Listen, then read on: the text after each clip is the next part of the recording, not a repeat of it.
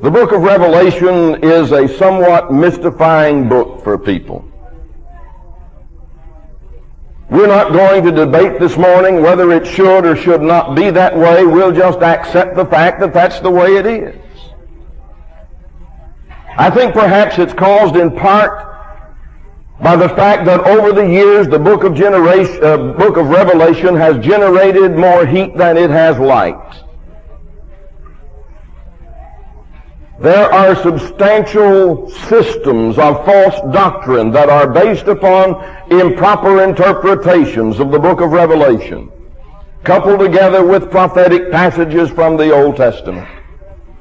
And because of that, and because of its difficulty in some respects, when we start approaching the book of Revelation, we start putting on our brakes. We want to turn around and go the other direction. As a result of that, we've missed a lot of good, practical, encouraging lessons that come from that marvelous book. The passage that Matt read in our hearing this morning is one that commentators have had a great deal of discussion about over the years as to just exactly what is the great multitude that cannot be numbered.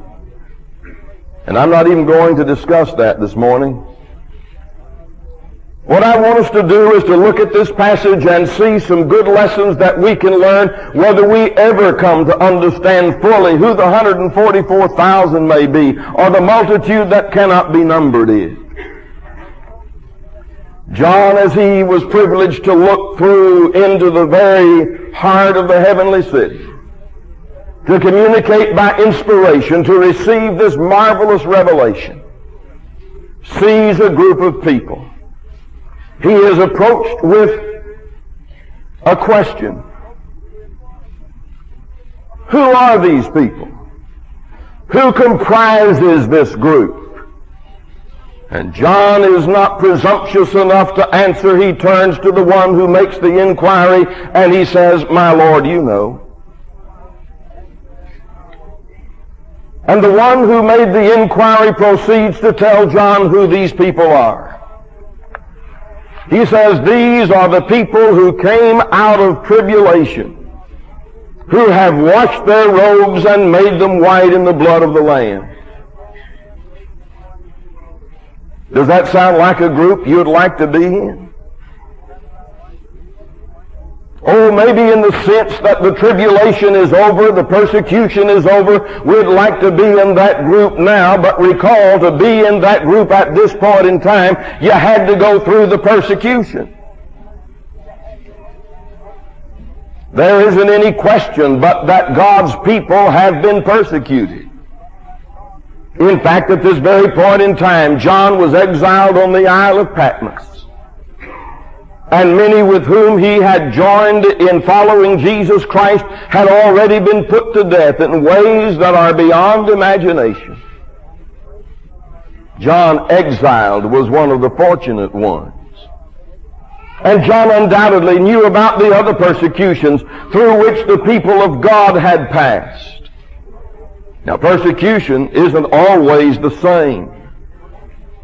Persecution over the ages has changed its face. It changes its approach. But over the ages, persecution is like a mighty ocean. Sometimes the waves are higher, sometimes the waves are lower, but there is a constancy with which they beat upon the shore. And so it is with the people of God. It's different from age to age. Surely in the bad times, as we might look upon them, when the persecution was more physical, there was a very startling, a very open, a very difficult, a very harsh persecution that had immediate physical consequences. In our day and age, it may be a little bit more subtle, but it's still there.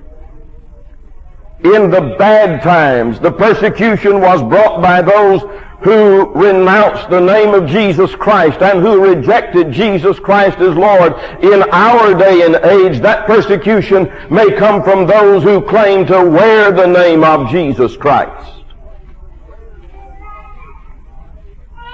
but we're tempted to betray him in 1,000 subtle ways.